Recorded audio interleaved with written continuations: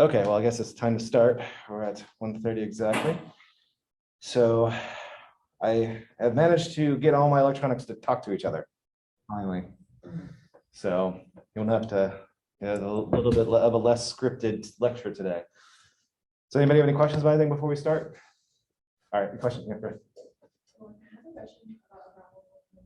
Okay, can we talk about after class? Okay. All right.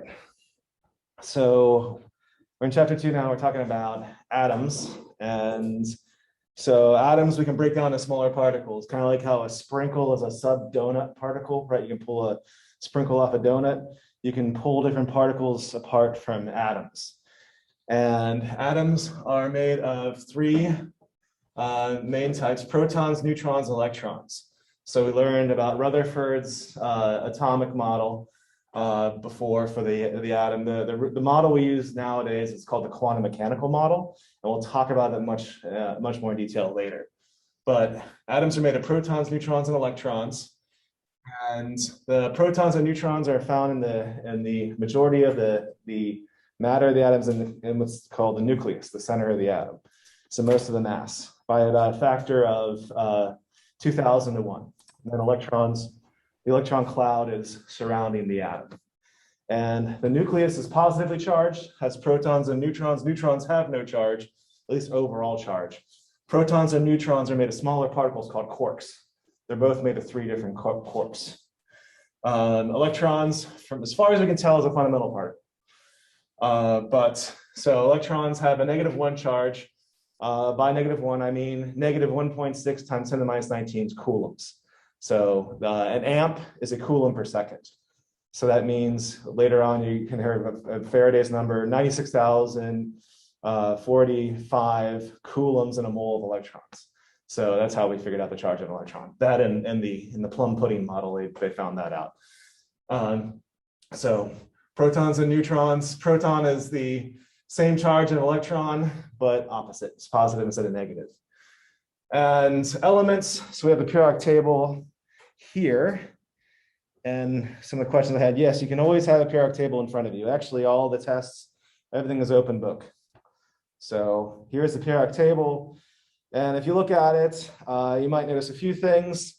First of all, there's numbers on the top. Starts with hydrogen, 1, helium, 2, lithium, 3, and so on. So you have numbers and you have symbols.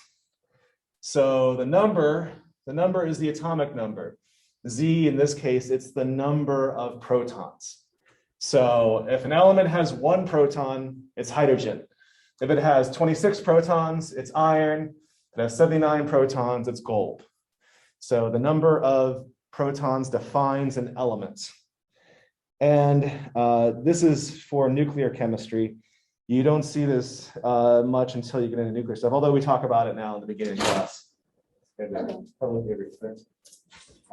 Get your clearance, please. Yeah. So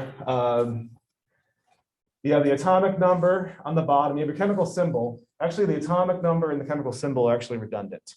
So we have different chemical symbols for different elements. And elements, remember, are defined by the number of protons. So the number of protons will not change for each element. The top number is the mass number of protons plus the number of neutrons. So in a sloppy sense, a lot of times, well, when you talk about isotopes, we haven't talked about isotopes yet. Isotopes are elements with the same number of protons but different number of neutrons. We just say the element name or the element symbol and then a number. So like carbon 12 or carbon 14, for instance. So that implies the mass number for when you give the number. So, and some other features of the periodic table, which we'll go about later. So you might see a couple things. First of all, there's this solid line here. So the solid line here, everything to the left of this line, and this part actually here belongs right here. So the periodic table should be much longer. Why do we put right this way? Well, for 2 reasons. This is close to the golden ratio, and the golden ratio is pretty. That and it fits on a piece of paper.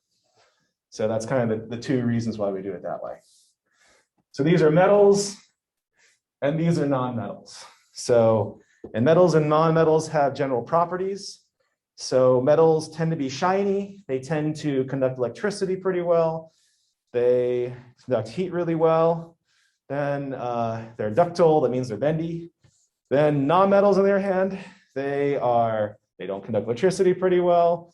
They are brittle, they break easily. All right, thank you. What else do they do? They don't, well, I mentioned heat and electricity. They're not shiny. And then there's the weird ones along the line here. They're called semiconductors or metalloids. So they're kind of like metals, they're kind of like non-metals. It's a little bit of both. So for instance, silicon, this element here, it looks shiny. I'll show you a picture. I sometimes, you can see what I do in my spare time too. So here's silicon. That's not a very good picture of silicon. Is this thing spinning here? Let's see here. There's a better picture. It's pretty shiny. Oh yeah, here's a piece of silicon. So you can see it can get really shiny. And silicon in general does not conduct electricity. But if you put a potential of 5 volts behind it, it does. And we also say if it does not conduct, that's a 0 in logic. If it does conduct, that's a 1 in logic. That's the basis of our binary code that, that runs this computer, this iPad, my cheap Android phone, all these things are run off of the band gap of silicon. The fact that it's 5 volts, conducts electricity at 5 volts, does not conduct at 0 volts. Yeah, question. What do you mean 1 in logic? Like in terms of the circuit? Yeah, that's transistor. That's called TTL, transistor logic. Okay. So like when they say the program is everything is 1s and 0s, that's our 1 and 0s. It conducts, does not conduct. Okay. Does conduct is a 1, does not conduct as a 0. All right, so here's the elements though, and you can see, all these are metals, and so metals are they all look, truth be told, the metals all pretty much look alike. They all have about the same color. So the color, of course, I would call it silver, and I'll even hear silver. Although you can tell some things about silver. Silver has a black tarnish, but what's the color difference between silver and say like aluminum? It's really about the same color, right? Although aluminum, another thing, has a white tarnish. I mentioned this before, it's sapphire. Other elements, there are some ones that are kind of weird. Potassium has kind of a purplish color, and that's because it's got a black oxide layer. And osmium tends to look kind of blue, also because of the tarnish. But then the only real weird ones are copper is this color, and gold, of course, is yellow. But pretty much all of the elements except for copper, at least, metals, all the metals except for copper and gold, and you could argue osmium and potassium are silver. So and they all conduct electricity really well. Other elements, so on the top right of the periodic table, this is just here's neon, and some neon lights. I guess there's neon in there, and you put electricity, it'll glow red. Another one, here's oxygen, here's liquid oxygen. It's got like a baby blue sort of color. It's a gas typically at room temperature. But then there's carbon, and carbon is also weird. I mentioned that nonmetals tend not to conduct electricity or heat, but carbon, at least, well, this is a diamond, at least an image of a diamond. Diamonds conduct heat very, very well. So in fact, if you ever listen to certain songs that refer to ice, you're like, oh, I got lots of ice or something like that. And that's specifically referring to diamonds. And why are diamonds called ice? Like, well, first of all, if you've seen diamonds, like uncut diamonds, they look like ice. Second reason is they're always cold. So as long as the ambient temperature is below human body temperature, or at least the temperature of your hand, it works best on your tongue, apparently.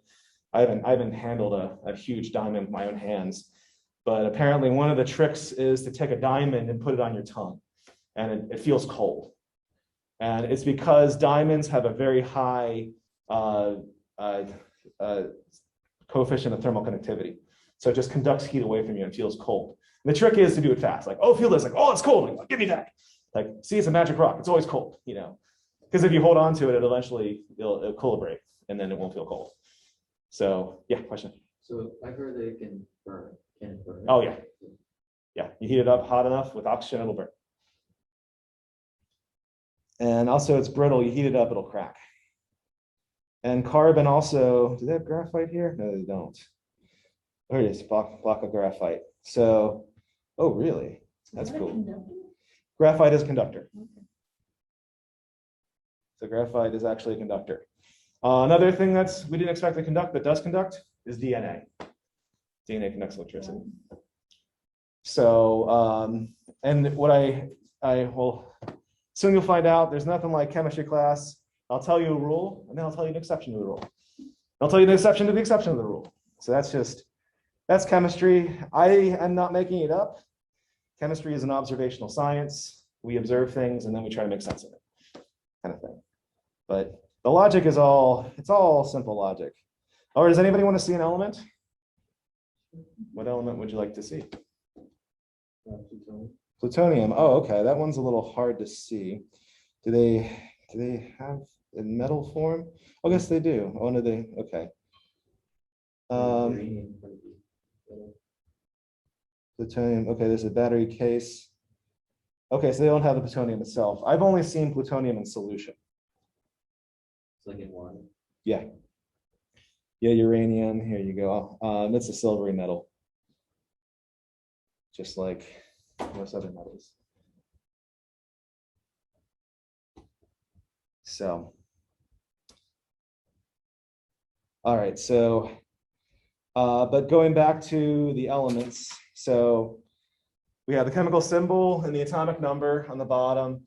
And apologies, you probably really only see this in the beginning of the semester, and you probably won't see it again until we talk about nuclear chemistry, if you stick along to 162. But the atomic number and the chemical symbol are actually redundant because the number of protons defines an element. And the mass number at the top is the number of protons plus the number of neutrons in the nucleus of the atom.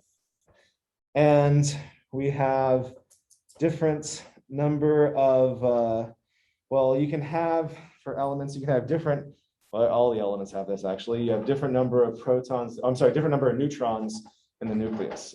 Is anyone in here a Simpsons fan? Mm-hmm. What's the name of the baseball team? Springfield. The isotopes. Something nuclear, something nuclear. Isotopes. There we go. Yay. Springfield isotopes. And so what is an isotope? It is an element that has the same number of protons but different number of neutrons. So here, oh geez, you can't see this barely. So neon, I'll speak the words. Neon 20. So neon has 10 protons. And notice that every single element of neon, I'm sorry, every single isotope of neon has 10 protons, because the number of protons defines an element. 10 protons means neon. Neon 20 has 10 neutrons, neon 21 has 11 neutrons, neon 22 has 12 neutrons. And so, and then you have the natural abundance. And this is here on Earth. So this is the Terran abundance. So can you hold up your clearance when you get a chance, please? Actually the newer forms of periodic table, they have, well, we'll talk about atomic masses later. They actually have ranges. So it turns out that the natural abundance here on Earth is not constant, and we're still discovering more and more. But that's not mainstream yet. The American Chemical Society started doing that, I think, 2 years ago. So these are the different number of the isotopes. So let's talk about this. An argon isotope has a mass number of 40. How many neutrons does it contain? And I know I kind of snuck ahead. Argon is element number 18. And so the mass number is 40. The mass number is the number of protons plus the number of neutrons. So to figure out the number of neutrons, you take the bottom number and you subtract it from, I'm sorry, the top number subtracted from the bottom number. That is how you figure out the number of neutrons in a nucleotide. So that's or a nuclide, I'm sorry. Nuclide, that's the proper word.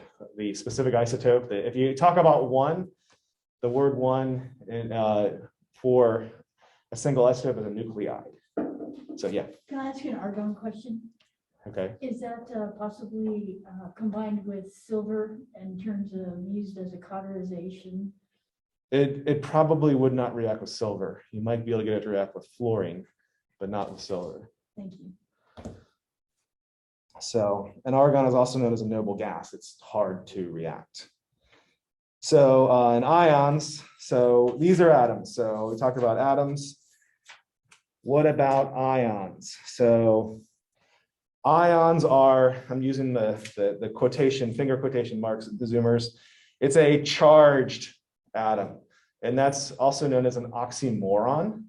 So an oxymoron is something that you have like two opposite things, like you're a smart dumb guy, or you're smart, you're dumb smart guy. You know, like these, you know, that's you're contradicting yourself. A charged atom is a contradiction because atoms are neutral. But if you put a charge in an atom, it becomes an ion. And a positive ion is also known as a cation.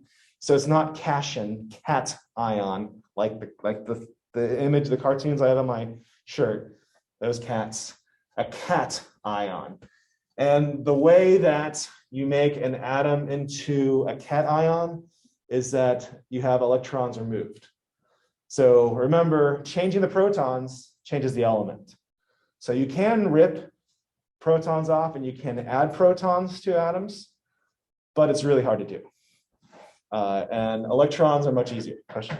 When I was growing up, there was a bar in Denver, and I think it was their whole marketing purpose. It said, come to our restaurant, we have positive ions in the atmosphere. Yes, and we have them here too, and this is in the chemistry class. Unfortunately, we have an equal number of negative ions, because that would be impossible. It would be unlikely to have a charge build up. And negative ions are also known as anions. So if you have a hard time remembering which one is positive, which one is negative, the T in cation is like a plus sign. So that's one way to remember. And another way, if you want to know, anodes corrode. Even if you study batteries, the anode is the one that corrodes away, and the anode in battery language is a source of negative charge. So actually an anion, the anode becomes a cation. So, but if you're following the charges, so I tend to, I just kind of, I guess a lot of chemistry in a way is memorization, at least at this level, because you just have to remember a lot of things, like what a proton, neutron, electron is, and what a cation and anion is. If you forget, like I said, easiest way is cation, the T is a plus sign. So how many electrons are present in the O2, the oxide anion?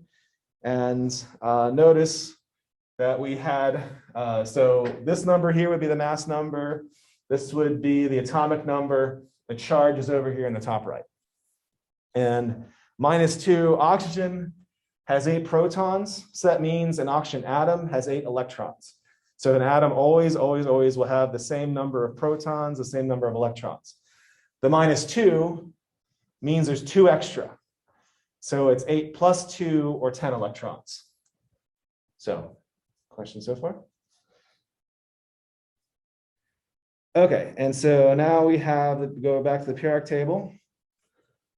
And these are the elements with predictable charges.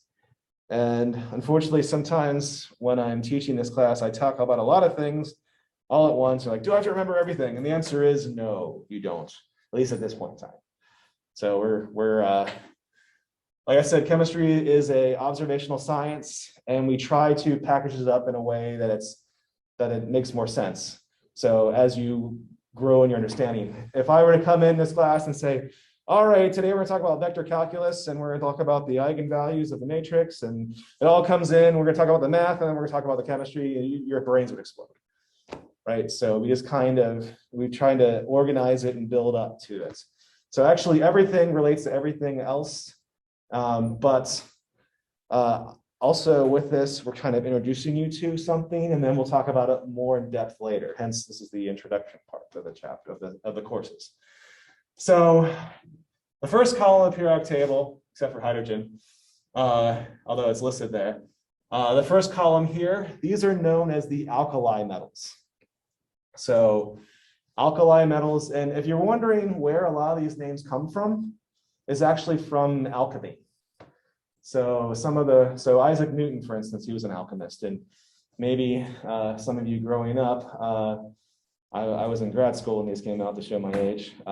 Harry Potter and the Sorcerer's Stone, but it really should be Harry Potter and the Philosopher's Stone. The Philosopher's Stone was what the alchemists were after. It could turn lead into gold, and it could produce the elixir of life. You live forever and have all the gold you want. So that was the idea with alchemy. And with alchemy, they named a lot of things. So these are the alkali metals, and alkaline also means basic. So opposite of acidic. So things are acidic or things are basic. Alkaline, something that's alkaline, it means basic. These metals, if you throw them into water, it forms alkaline solutions. So these elements right next to them, beryllium included, no, they're not listed, are known as the alkaline earths. Alkaline earths. Both words are fine, just with different accents. So why are these alkaline? Why is this alkaline earths? Alkali metals are extremely water soluble, which means they will dissolve in water very, very easily. Alkaline earths, they tend to form precipitates. So when you take two solutions and you pour them together, you can get a solid that falls on the bottom. And remember the old Greek, earth, wind, fire, water? So it's like you have this element that has earth in it. It's alkaline means if I throw calcium into water, it will form an alkaline solution, but then I start throwing other stuff in there, I'm going to get a precipitate. I put sulfur and calcium together, I get a calcium sulfide precipitate. So it doesn't work with sodium. I throw sulfur into sodium hydroxide, nothing happens.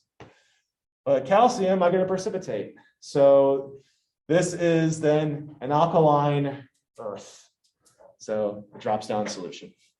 So, and the reason why these tend to form +1 ions is that they have one extra electron than over here, the noble gases. So on the far right of the periodic table, you have the noble gases. And noble gases, they used to be called inert gases, but now they're called noble gases because we got them to react. So the word noble, this is more British English. If you're noble, you're unreactive. So like the nobility versus the commoners. So like if has anyone ever seen the House of Commons on TV or in person? House of Lords? I've seen the House of Lords. The House of Commons wasn't in session when I went to Parliament, but they have we have faculty meetings, we talk in parliamentary procedure. It's so funny to watch them talk. I mean, they are so polite, but they kind of stick it to each other in a very subtle way, and they call everybody like my lord, my lady, my noble friends, that kind of stuff. But anyways, noble friends, what does the nobility do? They don't react. Like, this is the best day of my life. This is the worst day of my life. I'm so noble, you would never notice. And then you have the commoners. You have the Cockney accent. Imagine the common, like what they would say, how they would interact. That's a commoner way of doing things. So the nobility, they do not react. And the reason why noble gases don't react is that they're very stable. They're very stable means they have a very low energy configuration. So generally speaking, atoms are like people. If I were to tell you, I want you to do something, but I want you to spend the next 12 hours doing it, what would you pick?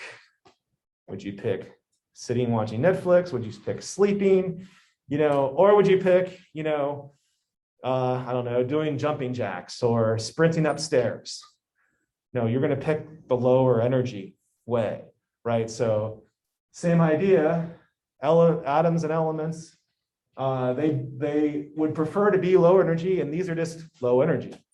And the electronic configuration is just low energy. And so atoms and ions will bond such that they get the same electronic configuration as noble gases. So that's one of the things we're moving towards. So the alkali metals, if they lose an electron, they become like noble gases. Alkaline earth, if they lose 2 electrons, they become like noble gases. Then you have these elements here, and notice that hydrogen is listed in 2, although we don't name it as an alkali or this one, we call these halogens. So halogen is a Greek word, or Greek rooted word that means salt forming. So there are 2 definitions for the word salt in chemistry class. The first one is the combination of a metal and a non-metal that is not an oxide or hydroxide. That's the first definition. The second definition is the result of an acid-base neutralization reaction. So an acid, I already mentioned that, base, alkaline. Acids taste sour. So vinegar tastes sour, right? Citric acid, that tastes sour. So acids, so for your own flavor, it's sour. Bases taste bitter. So there's not too many things that are edible that are basic. Most things that are basic are also poisonous. So like caffeine. Caffeine is alkaline. Nicotine, if you've ever, I guess I don't do nicotine. I don't do caffeine either. So, but actually most foods are acidic, but things that are basic tend to be poisonous. And generally speaking, like almost every single case, humans, we don't like basic things. So like, you ever had like cheap off the brand, some like from Walmart, like Robitussin or NyQuil from like, you know, the cheap knockoff brand that they don't sweeten the heck out of, like NyQuil. It tastes, you take it like, what is it? That's the bitter flavor. You're tasting because medicines, they're actually, a lot of them are poisons in large doses, right? Small doses are okay. Did you have a question? I was playing around with some coffee brewing, and from the old days, I put in a recipe with some Hershey's cocoa powder and some Hawaiian salt, and it came out very smooth. It must have been the Hawaiian salt that neutralized the caffeine. No, it wouldn't.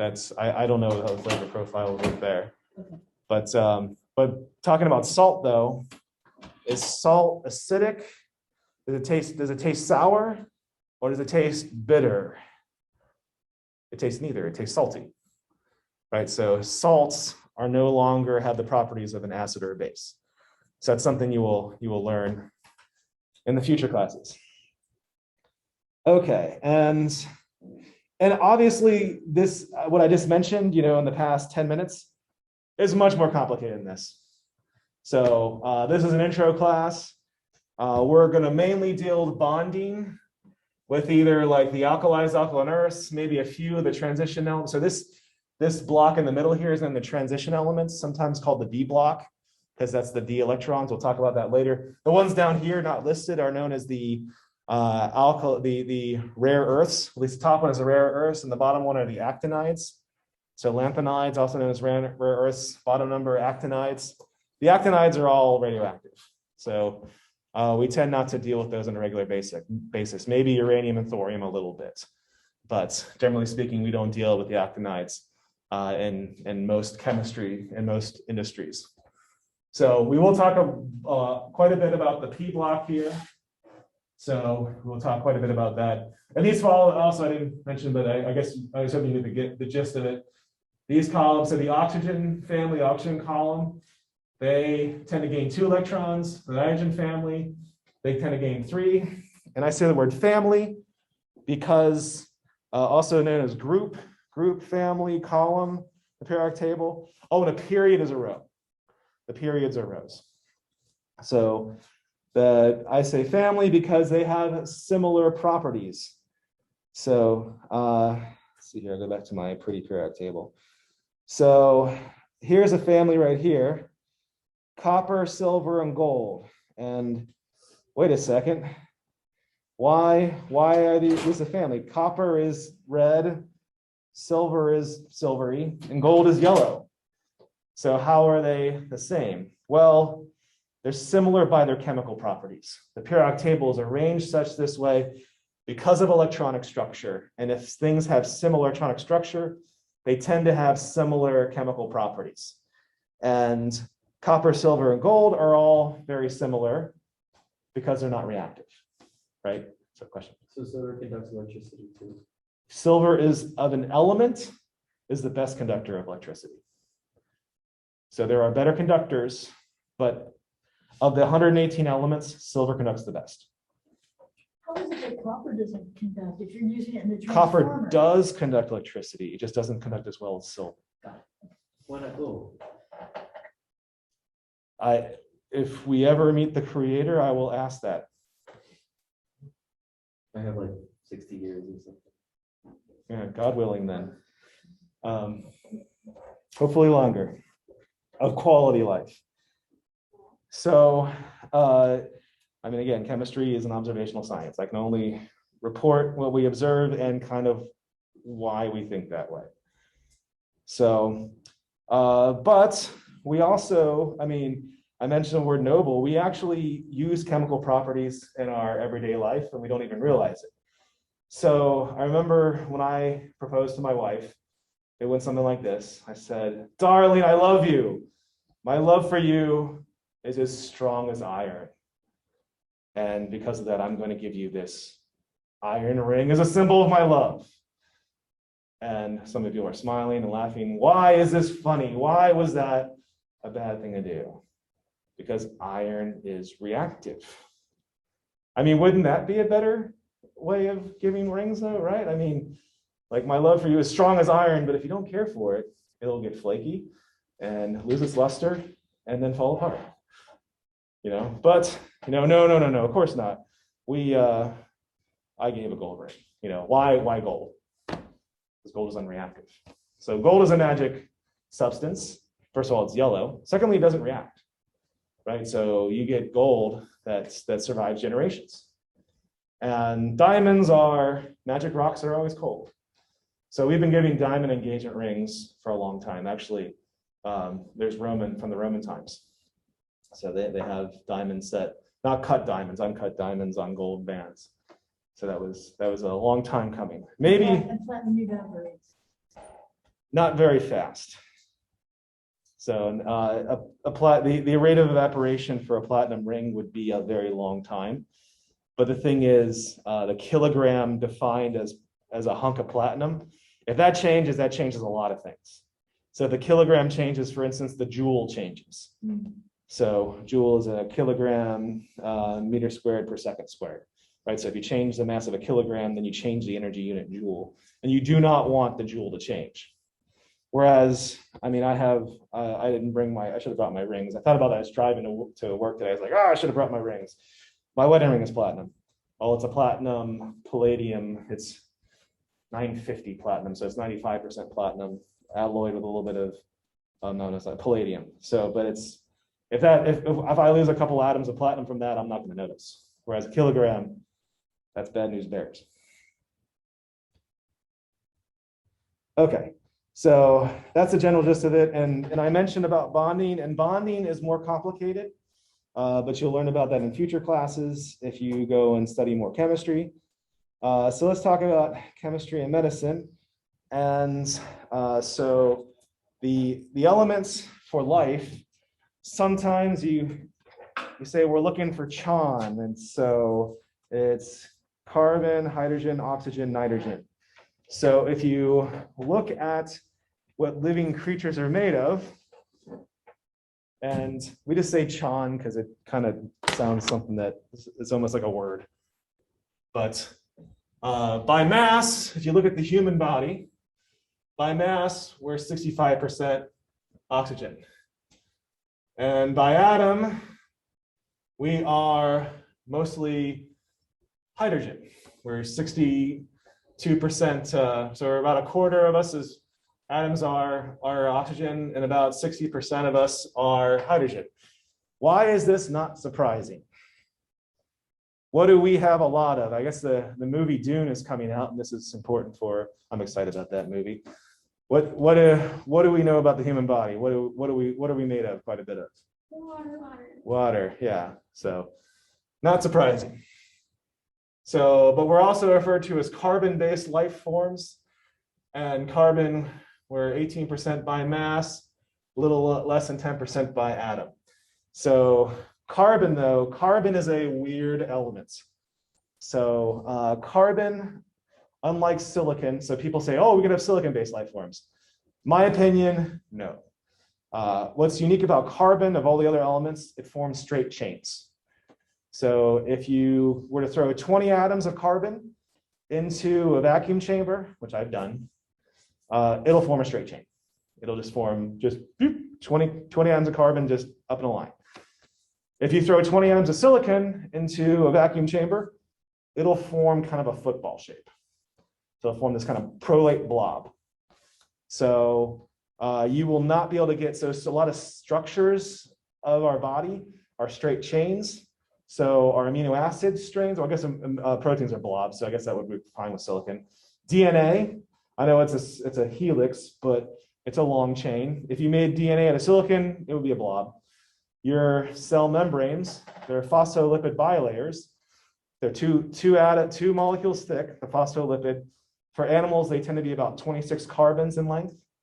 And those are 26 carbon straight chain. If you put it with silicon, that'd be a blob. So a lot of our structure as a living creature are from the fact that carbon forms straight chains. Question? Most elements, when they're in a vacuum, do they turn to a blob more than a straight chain? Everything except for carbon. I mean, other elements just don't form chains at all, like hydrogen. You might get 2, maybe 3 atoms joining together, but carbon is really unique by the fact that it forms straight chains and can form really long straight chains. Like, I guess this is not. I'm looking for some polyethylene. It's the most common plastic. I can't find any in my. Here we go. This is polyethylene. The straight chains here are on the order of thousands of atoms long. So carbon will really form lots of straight chains. So, okay, so that's the elements of life. It's primarily carbon, hydrogen, oxygen, nitrogen. Why nitrogen and why is it small? Amino acids. Amino acids, stuff that makes protein, that has nitrogen in it. And so nitrogen is particularly important because of amino acids. So, and see everyone writing this down. This is for future classes. You don't, it's not necessarily, everything I say is not necessarily tested on. We have other things, calcium. We have quite a bit of hydroxyapatite. That's our bones and our teeth. That's a calcium mineral. We have phosphorus, also in hydroxyapatite. Also, like in DNA, has phosphate groups. Adenosine triphosphate, our energy source. The phosphorus. So there's a bit of a phosphorus, and then there's other elements. A little bit of cobalt, a little bit of iron, a lot of other different elements. A little bit of sodium, a little bit of potassium, all these kind of things. The electrolytes, magnesium, we need those too. But generally speaking, most of us is made of 4 elements: carbon, hydrogen, oxygen, nitrogen. Of those, we're mostly carbon, hydrogen, and oxygen. Of those, we're kind of, well, I guess we are a bit of water, but I mean, we're more than just, bags of water. Okay. So, how are we doing? Questions? Okay. Moving on. Atomic mass. And atomic mass. So I mentioned already the terrestrial average. So terrestrial, terra means Earth. So if you go to somewhere else like Mars, it seems that the isotopic averages are different. So have you ever heard things like, oh, this asteroid is from Mars? I'm like, well, how do you know that? How do we know it's from Mars? Because the isotopic ratios are different on Mars than they are on Earth. And so like moon rocks. So looking at moon rocks, the moon is slightly different than the Earth. So it's similar in some ways, it's different in other ways. So, but here on Earth, things tend to have about the same averages. And an advanced topic that's not mainstream yet, of course, are the ranges, but that's not, like I said, it's not mainstream yet. So that could be mainstream in 5 years. I don't know, whenever we decide to change the chemistry textbooks. But okay, so looking at this figure right here, this is a mass spec. So you have the signal intensity on the y-axis and the mass on the x-axis. And chlorine, for instance, has two main isotopes, and it's about a 3:1 ratio. So you have 3 times as much chlorine 35 as you do chlorine 37. And then you look at silver. Silver is almost even with its 107, 109 isotope. Other elements are this way. Bromine. Bromine is like this. So what? Why do we care? If you throw something in a mass spec and you see one line that's 3 times bigger and 2 steps over, it's got a smaller line that's 3 times as small, you know right away that there's 1 chlorine atom in that molecule. So that's one of the things you can use for this. Second thing is what we're also building up to is the idea of the atomic mass. So the atomic mass is also, if you look at the periodic table, it's hard to see if you, I can't really zoom on this, but it's already on phosphorus. If you see phosphorus, this number says 30.974. And we're going to build up also soon to something called the mole concept. If you have 30.974 grams of phosphorus, you have a mole of phosphorus. But this is the atomic mass. This is we mentioned the mass number on the top of when you describe the different isotopes. If you average up all the masses of all the isotopes here on Earth, you get this number in the bottom there. So this is the terrestrial average. And it relates to numbers, which you'll find out soon. So, and I guess I didn't mention, AMU means atomic mass unit. That's in reference to carbon 12. I told you this might change, but right now carbon 12, the mole is defined as 12 grams of carbon 12, and 12 grams carbon 12 is 12 AMU. So, okay. So copper has 2 isotopes with a mass of 62.9291 atomic mass units AMU, an abundance of 69.17%, and copper 65 with that mass, an abundance of 30.83%. What is the atomic mass of copper? So the way you would do this, you would sum up the percent abundance times the AMU. So this capital, that funny looking E thing, that's capital sigma. That means sum. So that's a math notation that's used very uniformly across science and math. So this way, for instance, it's going to be, and 69% is the decimal 6917. This is the decimal of 69%, well, 69.17%. And then you do 62.9291 AMU plus the abundance of the other 0.3083. That's an ugly 3. There you go. A little less ugly 3 times the other atomic mass unit 64.9278. And you add that together, and I'm going to cheat and look at the textbook. Okay. You get 63.5456. But notice we have 4 sig figs here, and we have 6 sig figs there. So this number here should have 4 sig figs, and you're adding it with another number that has, then this is also going to have 4 sig figs. So when you report this number, you can only report the first 4 digits. Also, you can round it up. It'll be 63.55. That's where you round up. So does anybody have any questions with this? So if you're wondering, why do the elements have different masses? So if you look at the binding energy, so the y-axis here, the binding energy, and z is the atomic number. If you look at the elements, this is what the graph looks like. and iron is in the top. Helium, to hydrogen to helium, there's a huge spike.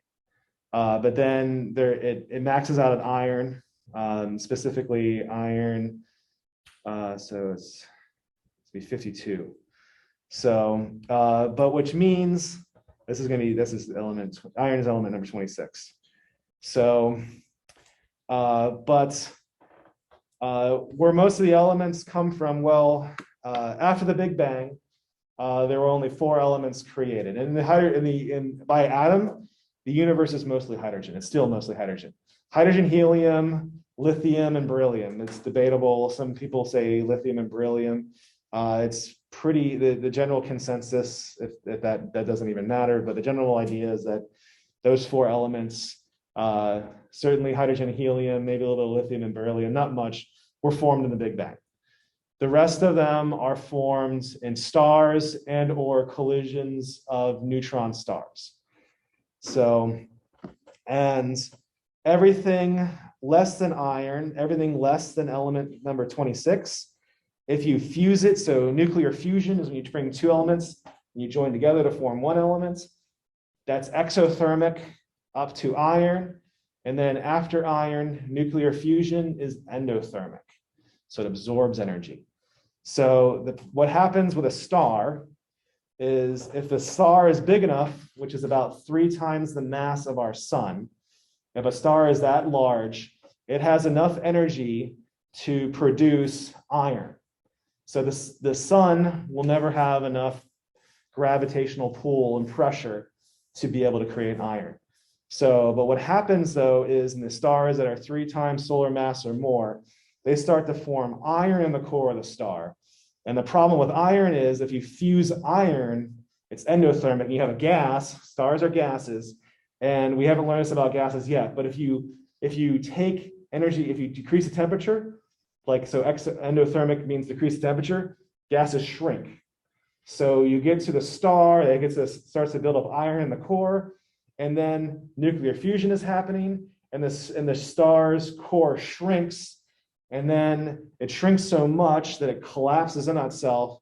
That implosion makes a shock wave going out, and that's known as a type 2A supernova. So that comes from so the reason why it happens is because iron by the nucleus, so kind of like how noble gases are very stable, there are stable nuclear configurations too. Helium, for instance, is particularly stable, helium-4, but iron is the most stable. And that's the reason why stars explode, at least for type 2A supernova. There's other types of nova. So the sun could type 1 nova. So eventually the sun in about 4 or 5 billion years will become it'll shrink, it'll burn up all of its hydrogen to form helium, it'll start to shrink, it'll get enough pressure to start burning helium to carbon, and it'll become a gas giant, and then it'll start shedding its outer atmosphere, and it'll be left with a white dwarf. If that white dwarf is able to find a hydrogen source from somewhere else, like another star, it'll absorb enough hydrogen, then it'll type 1, so it'll type 1 nova. That's if it happens. Of course, that's billions and billions of years from now. You don't have to worry about it. But Anybody ever seen one? the type 1 nova? Oh yeah, all the time. I have not personally witnessed that. Oh, okay, I didn't know. But they look for those. Like a Hubble telescope. Oh yeah. That's how they figured out the expansion of the universe. Was they looked at type 1 novas because they're pretty consistent. Type 2 they're just random. Type 1 though are consistent, and then they can track them, and they can look at by the shifts of the Doppler effect. They figured out the speeds, and then the time and the distance, and that's how they can figure out that that we're actually speeding up in our expansion with those data. Okay, so and I mentioned binding energy on the y-axis. Maybe you've seen this equation before. E equals mc squared. So energy and matter are interchangeable, and which means that so as the protons and neutrons approach iron, they become less massive. And then as the protons and neutrons get further away from iron, they actually become more massive. So the protons and neutrons, they're actually heavier when they're outside. They're actually heavier. They're more massive when they're outside of an atom. When they're bound in an atom, they actually lose mass, and it's released in the form of energy. So, and you can see that then that's the reason why we have these different AMUs. That's also an advanced topic. We're not being tested on it, but I'm just telling you why that happens. Okay. So I'm talking too much. So atoms are very, very tiny. We can count them by mass. So I remember back when I was in my 20s, I went to Las Vegas, and if you played the slot machines, you could do this big thing of quarters, and you could take it, and they would weigh the quarters, and they give you the cash, right? So I guess you could just take the quarters and do laundry for a long time, but most of us just took it and got the dollar bills. So, but you can measure things by weighing them. Quarters weigh about the same. So you can measure the amount of nickels, that kind of thing. So atoms are very tiny. We can count them by mass. And we have this term called the mole. And the mole sometimes is referred to as the chemist's dozen. So what do I mean by that? We have typically don't say, can you go to the store and pick me up 24 eggs? You say 2 dozen. Or can I get a half a dozen of eggs, right? That's 6. So dozen is 12, but so we have a term like that in chemistry. We call it the mole. And the mole is Avogadro's number. Avogadro's number is 6.02214 times 10 to the 23rd. So, and this should tell you 2 things. First of all, you're like, that's a huge number. This is 6 with 23 zeros after it. That's a big, big number. Like a trillion has got 9 zeros. This has 23. And the next thing you think like, wow, 12 grams, that's nothing. That's like the mass of it's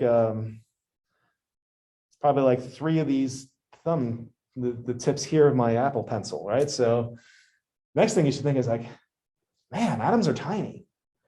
So we need this huge number to describe what's going on with atoms. So let me do some calculations. So calculate the number of copper atoms in 2.45 moles of copper. So this one's a little easy. So this is dimensional analysis. So remember, we were talking about when we look at problem solving, look at the given information. So 2.45 moles copper. And then you have Avogadro's number.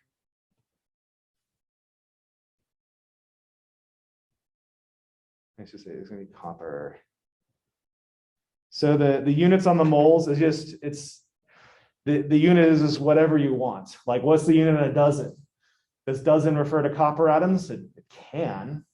Does it refer to eggs? It can. It can refer to pencils, right? So it doesn't matter it's just, the mole is just whatever per mole. So for moles of copper, it's going to be copper atoms. So let's see here, what is this going to be? So, and you can see the units cancel, the moles, copper cancel. I'll just keep it red, what the heck.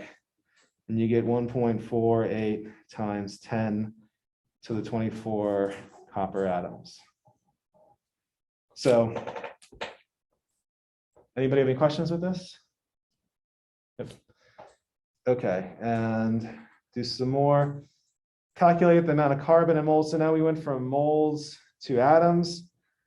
Let's figure out how many moles are in 0.0265 grams of carbon.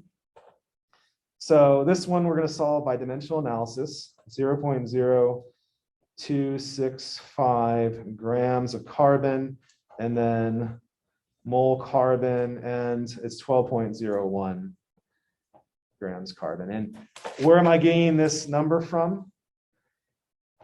first of all, I have it memorized. You don't have to memorize it. Carbon is there.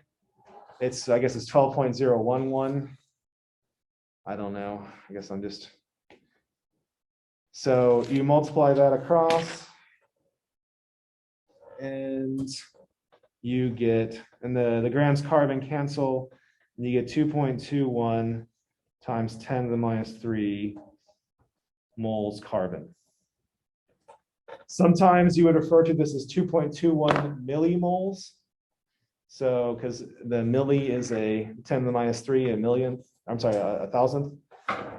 But I'm trying to show you here that we're using dimensional analysis. So we have 0.0265 grams of carbon. Where in this case, we're going to figure out the moles. We're going to divide by the atomic mass of carbon, which is the terrestrial average, which you find from the periodic table, which is 12.01. And you get 2.21 millimoles. So questions with how to do this?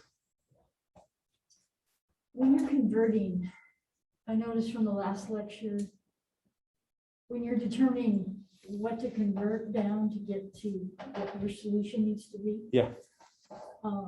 Does it help to know which units are volume, which ones are mass, and which ones are? It depends on the problem. I mean, the thing is, there is no set equation right now that you can say like, oh, this is how you solve all the chemistry problems. Okay. Right now, chemistry is something only humans can do. So there is no computer that has the logical capabilities that a human has when it comes to chemistry. So computers can play chess, for instance. So, but the problem-solving skills involved in a chemistry word problem is something that only a human can do right now. So you as a human, you as a student, you have to learn how to integrate the knowledge, figure out what's given, figure out where you need to go, filter through the knowledge, figure out what you need to know, what's not important, and then solve it. So this is what our goal is in you taking this class, is to have that thing which only humans can do and computers can't yet. Yeah. What about AI? They can't. No. AI can't figure it out yet. Not this, like it. No. An AI, you could program an AI to, so it depends. If you were to stick with this type of problem, Right. then an AI could solve any problem for this type of problem. They're not like reading a language and understanding. Yeah, because the way AIs think, it's more predicting. It's what I should say, what I should do next. It's predicting over time. And they could figure out a chemical, or they could figure out a math equation from that over time, maybe. But an AI, the way that we do AI right now, would not be able to distinguish this problem from a different, what? The last one. No, it wouldn't. So, well, maybe these two, it depends. I'm not very good at, I have to ask the people who do AI. Wouldn't be able to figure out, I don't think it could. Honestly, I don't think it could. But say another, like a ideal gas law problem, it wouldn't be able to tell the difference, solve this one and then solve an ideal gas law problem. At least yet.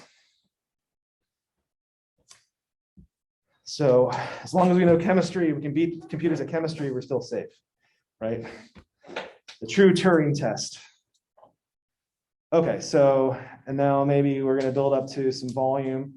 And again, one of the underlying themes here, developing problem-solving skills. Look at this problem. Aluminum sphere contains that many aluminum atoms. What is the sphere's radius in centimeters? The density of aluminum is 2.7 grams per cubic centimeter. Okay, so you look at this and you're like, oh gosh, where do I go? And after you have your panic attack, think of the radius of sphere. So here is the formula for a radius of a sphere. Volume is 4/3 pi r cubed. Solving for radius, it's the cube root of 3 times volume over 4 pi. So now hopefully you've gotten over your panic attack. I need to figure out what the volume is. So So I need to know volume. I'm given the density, I'm given the number of atoms. So what am I missing? The density is mass per volume. So I'm given that term, but I'm given the number of atoms. So that means in your logic, I need to figure out the mass of aluminum. Like, oh, I know. I can start with aluminum atoms, go to mass of aluminum, then I can go to volume of aluminum, and then putting volume of aluminum in there, I can get the radius. So you're saying, you go into the gas of aluminum, then you're changing it to the volume properties of aluminum. G is grams. So I guess I see your point because like when you say oxygen gas, G also can refer to as grams. Right. So when you're converting density equals mass divided by volume. Let me do the problem and let's see if that solves the problem. Answers your question. So let's start off with, dimension analysis, 8.55 times 10 to the 22 aluminum atoms. And in our mind, we're going to try and we want volume. So in our mind, we're going to volume and we have density. So we need to turn this into mass. And so we're going to have a mole of aluminum per 6.02 times 10 to the 23rd aluminum atoms. That's in atoms.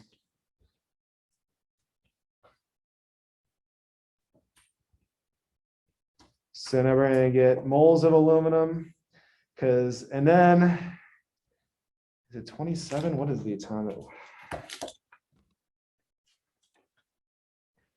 Aluminum is 26.98 grams. I remember it's 27. 26.98 grams aluminum per mole aluminum. And then we have a density. And a lot of times students are like, do I divide? Do I multiply? What do I need to do? You want to make sure the units cancel. Oops. So in this case, you're going to divide. So you have 2.7 grams aluminum to cubic centimeters aluminum. So, and why you divide is because of the units. So look at the units. Aluminum atoms cancel, moles cancel, grams cancel, and our units left over is going to be cubic centimeters. So, and if you're wondering where I got the 26.98 aluminum here, I looked at the textbook, but it's 26.982 from this app that I got from, the web. So, I mean, generally speaking, use your textbook if you're wondering which one I should use. But I mean, whatever works. Like I said, I remember it as 27. I didn't know it at 26.98. Cool. Okay, and so if I do all that, I get, let me change the blue. 1.42 cubic centimeters. So, and this is going to be aluminum. So that means my aluminum sphere, that's 8.55 times 10 to the 22nd aluminum atoms, is actually a sphere. It's going to be aluminum sphere. And the volume of this sphere is 1.42 cubic centimeters.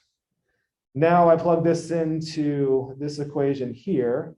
And so I get 3 times 1.42 centimeters cubed over 4 pi. And I raise that to the 1/3 power. And I do that and I get 0.697 centimeters. And the units also, so the cube root of centimeters cubed is centimeter. So remember, centimeter cube is centimeter times centimeter times centimeter. So the cube root of that gets rid of the cubed. And this number, whatever that is cube root is 0.697. So, all right, so recap of this problem.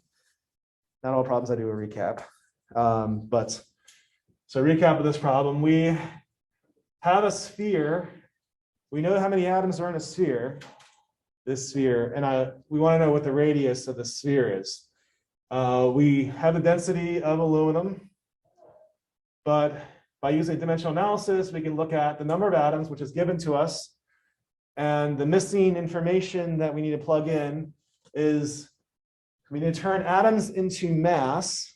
So how can we convert atoms into mass? Well, if we figure out the number of moles from the number of atoms, How do you know you want to turn it into mass? because the volume is in the equation for a sphere, and we're given the density, and the density we're given mass per volume. So we're looking for what we don't know, and we need the mass to figure out the volume. So we have the density. Yeah, because you have the density. Okay. And so starting with the number of atoms, convert to moles, convert to grams by using the periodic table. And then now what do we do with the density? In this case, you divide by it to make sure you can get rid of the grams, get rid of the mass. And we're left with volume. Take the volume, plug it in the equation, get the answer. Yes. Okay, so Avogadro's number gets you 1 mole, right? Yes. And we use the atomic mass average for, is this aluminum? Yes. And that was 27 grams per mole? Yes. Okay. And you get 27 grams per mole from the periodic table, right there. Okay, and that's per mole. All those. Per mole, yes. Okay. Titanium is 47.9, the bottom number here. Platinum is 100, and I can't read that, 185, 186, it's too fuzzy. 9. It's 9. Okay, Yeah. I'll go with nitrogen, 14. Bottom number nitrogen, 14, I can read that. I can read it here, platinum, 195.09, man. Well, it's shaking, so. Yeah. I think I'm supposed to have 20/20 vision without glasses. Hopefully that hasn't changed. Okay. Other questions? Okay. All right, I'm gonna move on, and if there's no question, I'll move on and talk about chapter 3. I know I'm a little behind, but I also had an extra day planned in here, so don't worry, we're not really behind. It seems like we're behind, but we're not too far behind. Okay. Monday's a holiday too. Oh, yeah. Thank you for mentioning that. Monday is a holiday, so don't show up on Monday. Well, you're welcome to show up, but you won't be able to get in the building. Okay. How about you guys? How about Zoomers? Are you guys okay? Speak up if you ever need anything. All right, so chapter 3, we're going to talk about chemical bonds and make things really simple. So generally speaking, there are 3 types of chemical bonds: ionic, covalent, and metallic. So ionic is the fact that this is just the Coulombic attraction and repulsion. So opposite charges attract, like charges repel. And if you go, if you go and study Coulomb's law, the 1/4 pi epsilon naught times the charge of 1, charge of second divided by the distance squared. That's, opposite charges attract, like charges repel. And if you do that plus geometry, you can figure out everything you need to know about ionic bonding. And that and the Pythagorean theorem. So geometry, specifically the Pythagorean theorem. And then, basically the charge of things, you can figure out everything you need to know about ionic bonding. It gets a little more complicated because sometimes you can pull atoms out of it. You can have atoms missing the surface or missing inclusion, things included, things taken out in the matrices. The matrix it's not the movie, but it's the repeating pattern of the crystal. So, but ionic bonding is actually really easy. Metallic bonding is also really easy. Metallic bonds are kind of like a bunch of positive atoms with a sea of electrons that flows freely between them. That's the metallic bond. Metallic bond is that you have these atomic centers and you have electrons that flow in between the atomic centers. And they're a little more complicated than ionic, but we can model them very easily by assuming the electron cloud in between them, the electrons flowing, is like a gas. It flows almost exactly like a gas, just normal flow. But covalent bonding, this is the hard one. So covalent bonding is a sharing of electrons, and we'll find out later we also have unequal sharing of electrons. But covalent bonds deal when atoms share electrons. Also, some of the properties. So here is my two-dimensional representation of an ionic bond. So ionic bonds tend to be brittle. What happens to this ionic bond if I move the atoms by one? What's going to happen? It's going to shatter the compound, right? So like salt. If you take salt and you start hitting with a hammer, it pounds it to dust. So all you got to do is move it by one atom, and what you had attraction, now you have repulsion, and then you've had a crack. Metals, on the other hand, if I have my metal and I hit it and I move it one atom, what happens to the metal? Nothing. It still bonds. The bonding is still fine. So that's why metals are ductile. They're bendy. You can hammer them, you can twist them, you can do those kind of things. Ionic compounds, so most rocks are ionic compounds. There are some rock, like gold nuggets, that are actually metals, but most rocks are ionic compounds. And what do you do when you hit rocks with hammers? They shatter, right? So this type of bonding.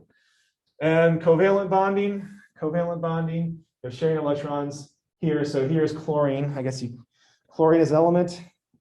It's a gas. And they react. And sodium, metal, and chlorine gas react to form sodium chloride salt. And some of the things we have with bonding, you'll see some of these things. So like calcium hydroxide here, we'll talk about the names soon. But you see this parentheses here. The parentheses means that you have two of these. So calcium hydroxide means you have one calcium, and you have two of these OH hydroxides. And there's another term, for dietitians here, what do you call sugars and starches? What is that term? If I'm eating lots of pasta, I'm eating lots of potatoes, what am I eating? Carbs. What is carb short for? Carbohydrate. Why do we call them carbohydrates? This is glucose. So glucose, C6H12O6. So 6 carbons, 12 hydrogens, 6 oxygens. You can write it as 6 carbons and 6 waters. This is sucrose. This is the sugar that you get, for at Costco. This is like C12H2O11. They're not really hydrates. So the word hydrate implies, a hydrate means that actual water is within the structure. So Epsom salts. I don't know if you're gonna do that lab this year, if you're in the lab. Epsom salts are a hydrate. It's magnesium sulfate pentahydrate. So five waters are in a magnesium sulfate unit in Epsom salts. That's a hydrate. Carbohydrates are not really hydrates. They're in the formula, but it's sloppy chemistry, but the name is stuck. So actually the word carbo, whenever you say carbs or carbohydrates, you're actually doing sloppy chemistry. So, and some of this we've talked about before. Okay, looks like we're running out of time. I'll show you a video. What better way to end a class than do a video? Okay, where's the sodium? Here's chlorine. Okay, so this is Theodore Gray, and in the bucket you have sodium, and he's using energy as it started off, and now he's turned on chlorine. That's chlorine gas into molten sodium, and now this is the reaction. So Theodore Gray is making sodium chloride. You can see it's very explosive. So, and I've never met the guy, but he's just kind of a nut. I like that about him. He's salting some eggs. So he, this is his ebook. I bought all of his ebooks, but this is his primary one, Theodore Gray. he has, he's like the traditional mad scientist. He has this house in a lake somewhere, and he likes to throw sodium parties. Oh no, this is the correct table. Oh, wrong app. He likes to throw sodium parties where he dumps sodium in his lake. So he throws sodium in the lake, explodes, or in water explodes. So this is his hobby, and he sold it as an ebook, and he made lots of money. So anyways, that's my shut up alarm. No class on Monday. It's a holiday. Enjoy the holiday. Stay safe, and I'll see you on Wednesday.